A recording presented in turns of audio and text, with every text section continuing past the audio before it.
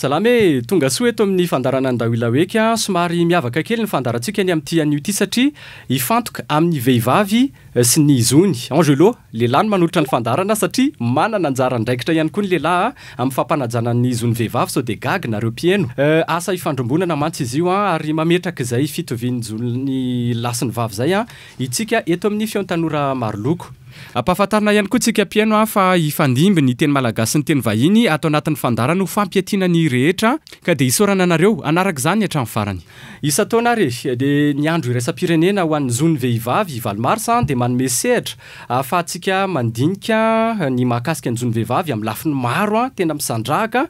De ho an'ity taona ity de mifantoka amin'ny tontolon'ny teknôlôjia vaovao na ny tika ny lohahevitra entina ao anatin'izay ary de ny hoe pour un monde digital inclusif, innovation et technologie pour l'égalité des sexes na ny hoe ho an'ny tontolo nomerika mapiaty fanavaozana ny teknôlôjia ho fitovianjony lahy sy ny vavy. Ankehitriny tokoa de tsy azo hitovirana intsony ny fampiasana an'ireo fitaovan-tserasera toy ny internet, ny finday sy ny sisa. Ny indro kely anefa de tsy mba manana fahefana ampiasa azy io ny akamaroan'ny vehivavy izay mitondra clé magoavana amin'ny fivoarany amin'ny lafiny maro. Anisan'izany ny arabola, zany hoe miresaka toe-karena eto tsika. Eo ihany koa ny ara-piarahamonina sy ny ara-politika. Izay no antsoina hoe fracture numérique genre na fracture numérique entre les sexes. Ireto misy taremarika kely omena anareo zany ho an'ny taona 2024 ohatra de vehivavy 30 ihany no afaka nampiasa finday teny amin'ny tontolo ambanivohitra raha 40 zany tetỳ an-tanan-dehibe ho an'ny Madagasikara zany. Vehivavy 100 kosa no afaka mampiasa solosaina eny ambanivohitra raha 10 zany aty an-tanan-dehibe. Ary nanamafy ny sapan'ny firenena mikambana misana ny fampianarana na ny UNESCO fa mbola vitsy ireo vehivavy no samy safidy lalam-pianarana siantifika sy teknôlôjika. Nametraka drafitra nefa ny sampany vondrona Europeana miasa eto amintsika amin'ny izay hoe fanenana ny elanelan'izay. Anisan'izany ny fanatsaran'ireo sehatra ny abaka ny tolotra numerika mba hampiatin'ny rehetra. Ndao ary zay ho resantsika amin'ity anio ity miaraka amina vehivavy anankitelo matianina eo amin'ny tontolon'ny tika. Atombontsika ato amin'ny Madame Mantrala Ratsimbazafy tompon'andraikitra ny fifandraisana eo anivon'ny Institut électoral pour une démocratie durable en Afrique na ny EISA. Miaraba anao. Miaraba Angelo, miaraba ny mpieno rehetrarehetra amin'ity fotoanandroany ity. Ny vahintsika faharoa dia Madame Karen Andriamamonjy izay namorona studio Red Racket de iresaka afro gameuse tsika amin'ity anio ity miaraba anao Karen. Miaraba Angelo de miaraba tsika rehetra. Notre troisième invité c'est Matina Razafmaefa, cofondatrice et CEO de Saina, start-up spécialisée dans la formation au métier du digital. Bonjour Matina. Madame Nataoul. Bonjour Karen, bonjour Manch. Oui. Merci beaucoup de me recevoir, c'est un vrai plaisir d'être là. Merci beaucoup, merci Angelo. En tout cas, nous vous remercions d'avoir accepté notre invitation. Alors, c'est normal. Ny lohahevitrintsika ny amin'ity anio ity dia izara telo lehibe fa andao aloha ny tika izay manome vana ny fahafahana sy ny fahaleovantenan'ny vehivavy no resantsika voalohany atao anatin'ny fandarana zany. De hoe ny maherin'ny 50 isanjaton'ny mponety Madagasikara de vehivavy avokoa. Zava-dehibe araka zany ny fandraisan'izy ireo anjara amin'izay fampandrosoana ny firenena izay fa na eo ary zany de hita fa mbola hoe tsy ampy zay lety zay hatreto na efa manomboka mitana andraikitra ambony ary ny vehivavy sasany de mbola hita fa vitsy anisy izy ireo ny amin'ny parlemanta, ny antenimiran-doolona, ny vondromahoaka itsinjara-pahefana, ny fitantanana orinasa toy izao ataonareo zao ny taona 2024 hatrany ny tanany larana faha-efatra amby 20 i Madagasikara tamin'ireo firenena 440 zany hoe io aloha zany ny taremarika misy atsika eto. Alors, il y a un dernier rapport qui vient d'être sorti par le BCG Boston Consulting Group qui dit que d'ici 2030, il va y avoir 650 millions d'emplois qui vont nécessiter la compétence numérique. Donc, c'est une vraie possibilité, c'est une vraie voie d'émancipation pour les femmes parce que c'est un moyen pour gagner plus de revenus. Et Dieu sait qu'il y a beaucoup de femmes entrepreneurs à Madagascar et en Afrique de manière générale. Donc, pour moi, c'est un moyen d'être plus autonome en tant que femme. Et donc forcément, la défense de ses droits, ça va de pair. Donc là, j'ai entendu que l'Union européenne appuie ce programme. Et d'ailleurs, c'est ce que fait l'Organisation internationale de la francophonie à Madagascar au travers le programme Déclic. Ahoana tokoa no ilazana fanisehitry nomerika dia varavarana misokatra ho an'ny vehivavy mba hananany ho avy tsara kokoa ary mety hahasoa ny firenena iray manontolo. Raha ny amiko manokana zany no mahatonga n'izy io mbola tsy tena ahazo laka dia ny fampianarana, ny fanabeazana indrindraindrindra.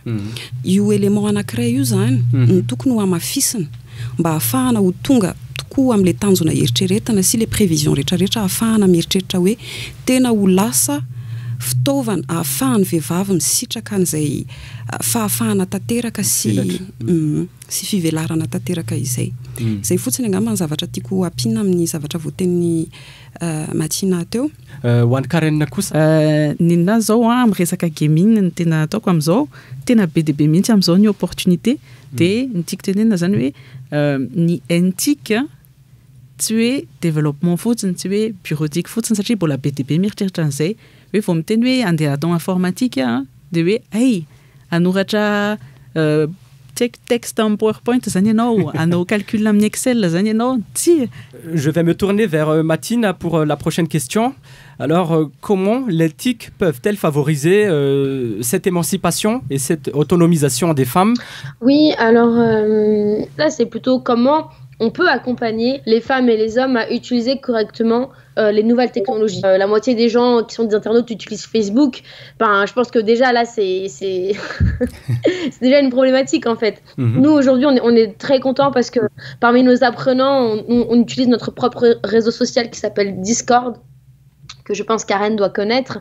Oui. Mais les apprenants, maintenant, ils nous disent ah, mais j'ai complètement oublié que Facebook existe depuis que je suis sur votre réseau social et que je travaille et depuis que je suis sur votre plateforme.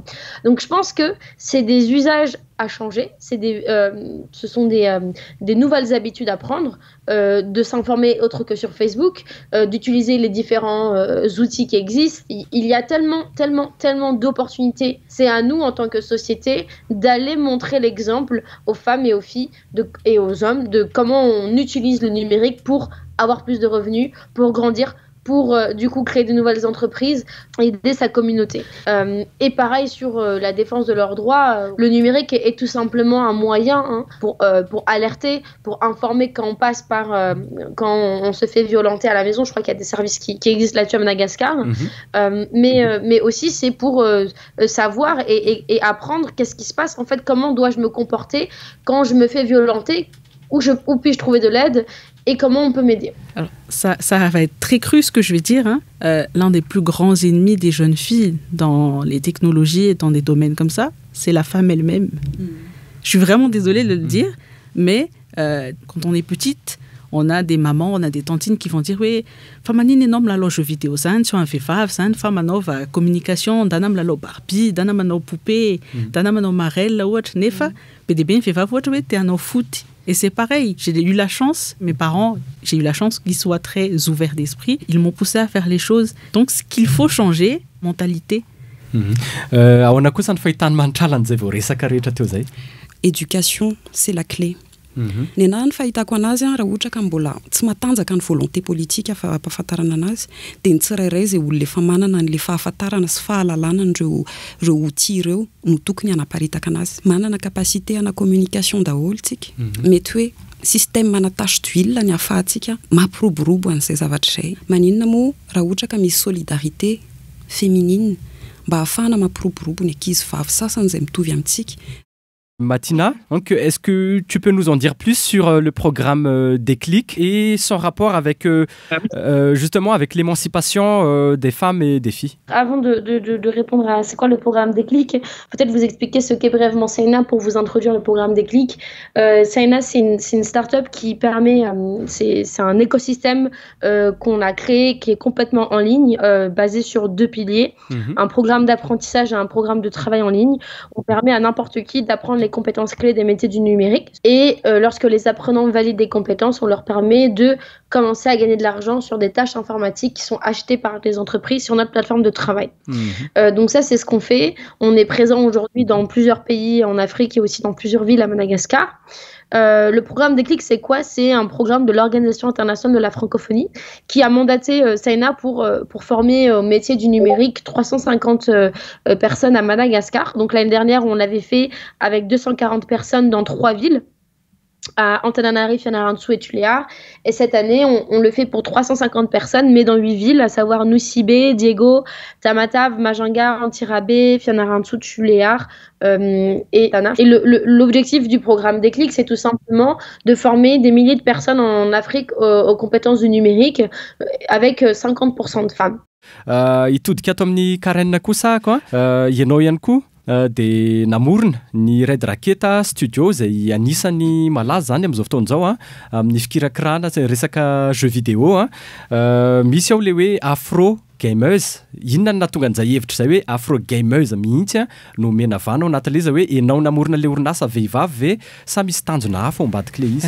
Mety ataoko amin'ny teny frantsay amin'izay satria mety ilain'ny association mihitsy ny parti iny ny mahatonga amin'ny teny français moa zany association avy any France le izy. Afro Gameuse, c'est une association qui a été créée en 2020. Donc ça vient en fait d'une discussion qu'il y a eu entre Jennifer, qui est la présidente et qui a créé l'association, qui était dans le groupe aussi de Women in Games, qui est une organisation à l'international où j'étais aussi. En fait, c'est juste une volonté d'œuvrer dans la mixité. Comme tu disais tout à l'heure, c'est vraiment créer des rôles modèles en fait, issus de la diversité. On sait que c'est une femme qui a créé, par exemple, tout ce qui est programmation. Déjà, on ne peut pas dire que c'est réservé aux hommes, rien que par cette info-là. Il y a énormément de femmes et d'hommes, et ça peut être par exemple des personnes LGBT, ça peut être des personnes noires, ça peut être des personnes, bref, racisées, etc. etc. Et comme quatrième axe de travail, c'est de sensibiliser les acteurs du jeu vidéo à l'inclusivité, tout simplement. Donc, permettre aux équipes d'être mixtes. On parle beaucoup de minorités, par exemple, c'est des personnes noires. Je sais qu'il y a énormément de gamers. Dès qu'on fait une vidéo, nous, en tant que personnes noires, sur un jeu vidéo, on va nous dire il faudrait leur dire que les jeux vidéo, c'est pour les blancs. Et ce qu'ils ne comprennent pas, c'est que l'un des premiers jeux vidéo, en fait, a été créé par une personne noire. Hitodika ary tsika ato amin'ny Mantrala hoe inona kay zany no mety hoe mahatonga ireo olona manisy an'izay fefy zay rehefa anao zavatra ty zao tsika eto amin'ny tontolony tika dia eto indray eo amin'ilay hoe resaka lasiny vavy raha ny hevitra hoe inona mahatonga an'izay? Ny société atsika moa zany patriarcal, iny no tonga dia nitondra anazy. Iny aspect anankiray iny mbola mipetraka be, miraiky tapisaka be zany iny amin'ny société malgache. Zay voalohany indrindra. Ny fitaizana any anatin'ny ankohonana manamafy an'izay. Dia iny ohatran'ny message subliminal rehetrarehetra rehefa miverina aminao matetitetika iny dia lasa ianao vehivavy indray no lasa tena manala ny tenanao amin'ilay opportunité sy possibilité rehetrarehetra hidiranao. Izay indrindra no hidirantsika atao anatin'ny fizarana faharoa lehibe dia izay hoe fracture numérique genre zay nany hoe ny tsy fitovian'ny miralenta eo amin'ny fampiasana ireo fitaovan-tserasera vaovao ny ampahadimin'ny vehivavy ihany no afaka mampiasa finday raha oharina amin'ny lehilahy maneran-tany io raha manena io elanelana io nefa ireo firenena andalam-pandrosoana ohatran'ny Madagasikara ka manome vana kokoa ny vehivavy zany na manome sehatra kokoa ny vehivavy indrindra fa hoe ireo vehivavy any ambanivohitra dia ampiakatra ny arikarena faobe na ny PIB 10-12 miliara euro zany. Le fanontaniana mipetraka dia hoe toy ny ahoana ary izay elanelan'izay eto Madagasikara zay ngamba tonga dia fanontaniana atodika ato amin'ny Mantrala. Efa voalazanao teo moa ny tara rehetrarehetra sy ny chiffre fa ny hitako hoe risque fotsiny mety hampalehibe an'izay fracture zay dia miverina amin'ilay resako teo ihany hoe le manque de communication. Efa nitenen'ny Matina tany amin'ny intervention tany Lolo tany koa le fitenenana hoe ny accès amin'ireo fitaovana rehetrarehetra ahafahana manana accès amin'ilay digital tsy accessible ho an'ny olona rehetrarehetra. Fantatritsika hoe ny possibilité ny vehivavy tsy mitovy amin'ny possibilité ny lehilahy satria efa ny fakany mihitsy ny mahatonga ny hoe vehivavy elles sont moins rémunérées, elles sont moins éduquées. Donc le gap risque d'être encore plus creusé raha tsisy hetsika na misy asa mafy atao tsy ny gouvernement rery fa ny olona rehetrarehetra misehatra ao anatin'io domaine io no tokony hiara-isa lahy hoe ohatrany ahoana ny ahafahana au moins manome an'le vehivavy le zavatra le outil de base mba ahafahany mikarokaroka sy mampitombo ny fahalalany. Matina, je vais me tourner vers toi pour la prochaine question.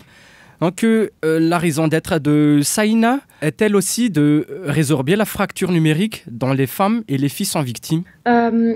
Effectivement, je commencerai par dire que la raison d'être de Saïna, c'est de former et de mettre au travail des millions de personnes en Afrique dans les métiers du numérique.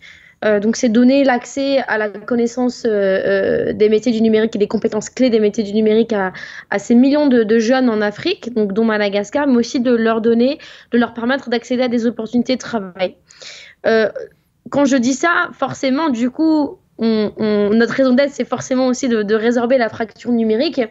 Je pense que nous, on est à un niveau de l'échelon où on fait pas vraiment on lutte pas vraiment contre la fracture numérique directement, parce qu'on va vraiment viser des gens qui sont, on va dire, 17 ans et plus, 17 ans à 44 ans, 45 ans. Par contre, on s'est rendu compte en travaillant et en faisant grandir Saïna que la fracture numérique, en fait, on la prenait en plein dans la figure, puisqu'on ne pouvait pas atteindre nos objectifs si on n'avait pas une fracture numérique moins importante. C'est pour cette raison que, du coup, ce qu'on fait, c'est que on travaille avec des bibliothèques, avec des salles d'informatique de lycée, avec des cybercafés, avec des écoles, avec des espaces de coworking partout dans Madagascar, et on va leur permettre d'animer en fait ces espaces-là.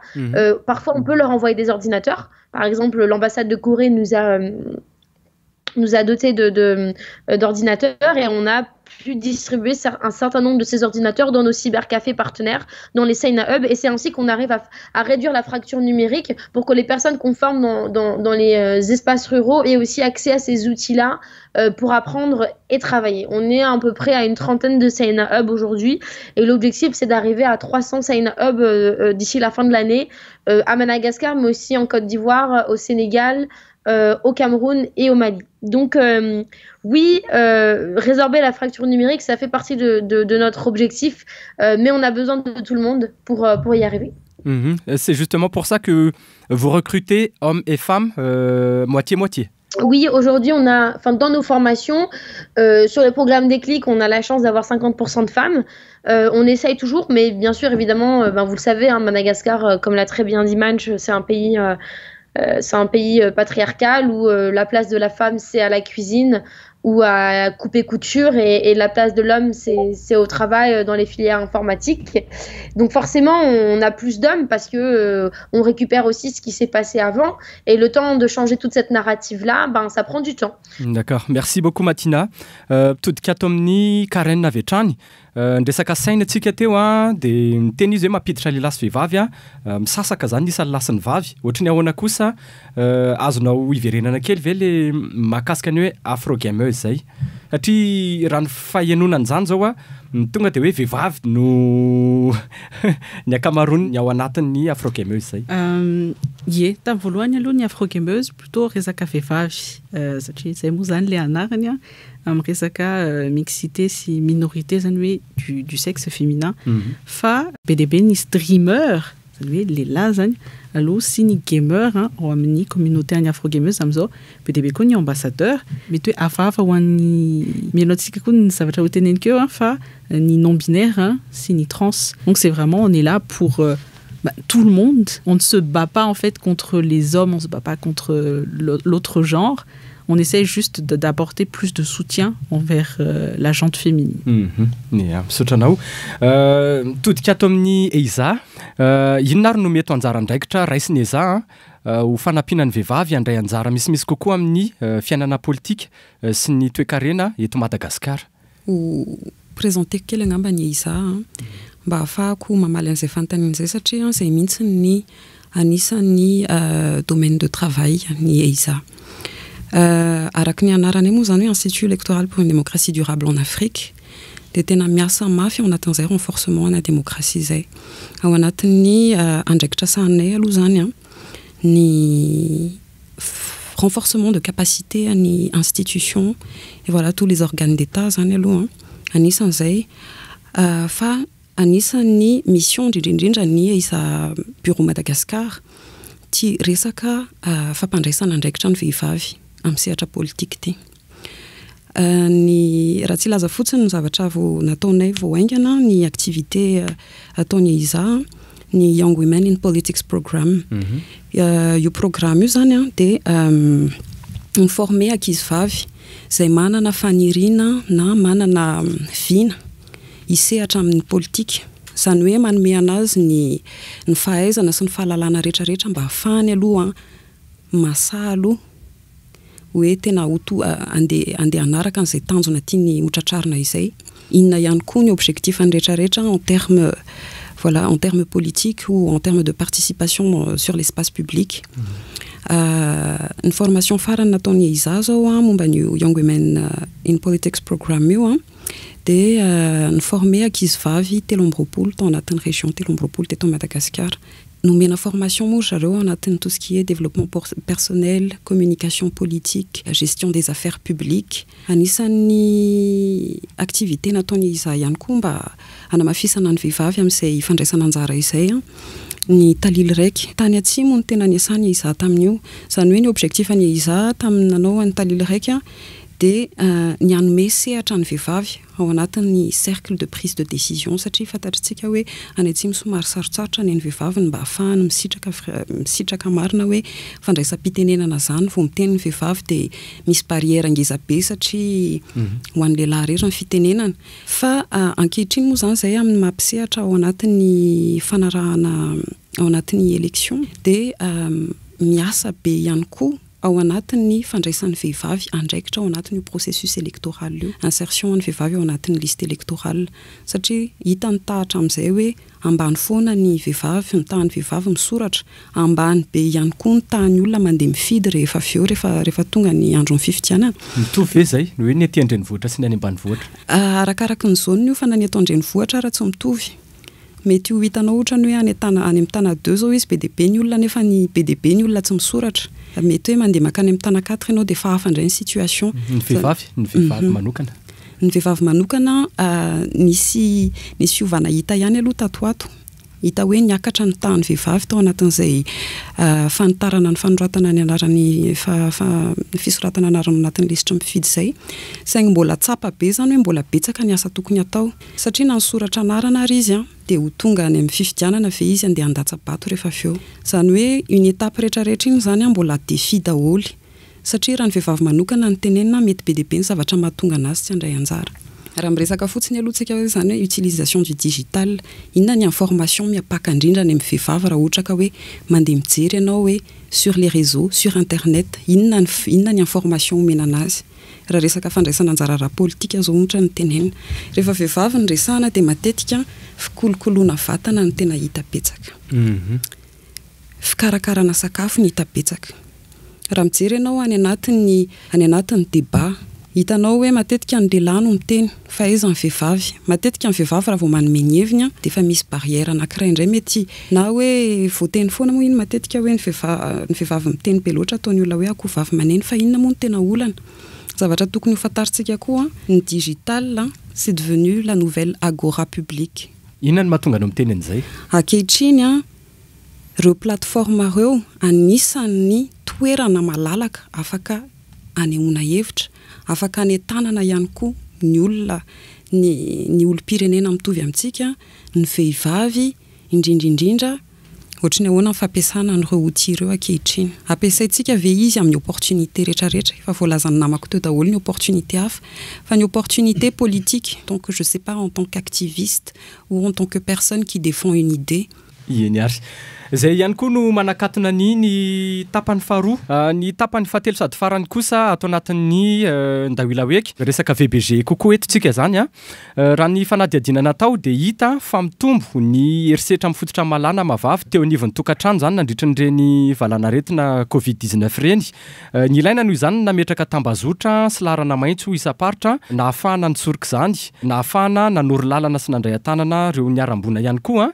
Tany amin'ny firenena afrikanina ary dia efa nisy mihitsy ireo fikambanana sy fiarahamonimpirenena niditra tsehatra nampiasa ireo fitaovan-tserasera mba anairan'ireo manam-pahefana manoloan'izay trango zay zany nampiasa géolocalisation zareo na ny hoe fitsiriana-davitra ny toerana misy an'ireny trango reny zany ny fanontaniana ary nipetraka dia ny hoe mety tokoa ve io fitaovana io raha ho ampiasaina amin'izay zavatra izay atombontsika ato amin'ny manitrala ny famalinan'izay fanontaniana izay. Le mécanisme tsara, le structure napetraka mba hanamorana ny fahafahan'ny vehivavy mitoroka ny zavatra mahazo anazy tena tsara. Fa manana accès ve aloha zareo? Zay voalohany fanontaniana voalohany mipetraka. Afaka lazaina marina ve hoe izay vehivavy rehetrarehetra tratran'ireo herisetra ireo ve manana an'le accès ary manarakarak'izay sa very zareo? Misy accompagnement ve ireo vehivavy ireo mba ahafahany manana ilay herim-po sy ilay fahasahiana tokoa hoe andeha hitoroka satria mbola eo foana le pression sociale. Ny anazy zany mieritreritra hoe mila accompagnement le izy satria tsy manana ny salanisa marina moa momba ny hoe ohatry ny ahoana daholo ny firy ny vehivavy efa nampiasa io mécanisme io na hoe firy ny nanana réponse favorable rehefa niantso tokoa ry zareo. Omeo sehatra malalaka izy aloha mba ahafahana mitoroka tokoa satria na ny pression morale na ny pression sociale mahazo anazy mety mahatonga anazy tsy hanana fahasahiana dia ampiasa an'le zavatra omena anazy akory. Karen ny tiako tenena koa hoe réseaux sociaux misy resaka il y a beaucoup de paraître. Ça rejoint ce que tu as dit. Ce serait en fait justement de prouver par je ne sais quelle manière de communiquer, avoir des plaidoyers de personnes qui ont vraiment vécu les choses, qui ont utilisé ce processus et avec qui par exemple ça a marché. Ça peut marcher dans le sens où PDB Ngasma passe à Facebook, donc ça va changer aussi la mentalité de certaines personnes. C'est comme tu as dit exactement, et on voit que ça marche, et ben ça va faire que d'autres personnes vont peut-être reculer un petit peu par rapport à ce qu'ils souhaitaient faire, en espérant vraiment qu'il n'y ait pas de personnes qui veulent faire des choses pareilles. Matina? Moi, ce que je dirais, c'est deux choses. La première, c'est pourquoi aujourd'hui les réseaux sociaux, il n'y a pas plus de contenu à caractère éducatif, edutainment, que plutôt des danses et quelle autre bêtise de challenge, manger un burger plus rapidement que l'autre. Je pense que ça, c'est une vraie problématique parce que on n'éduque pas suffisamment la population au travers les réseaux sociaux en créant du contenu éducatif. Aujourd'hui, si vous regardez le TikTok en Chine, c'est obligatoire d'avoir que du contenu éducatif. En France, c'est pas le cas.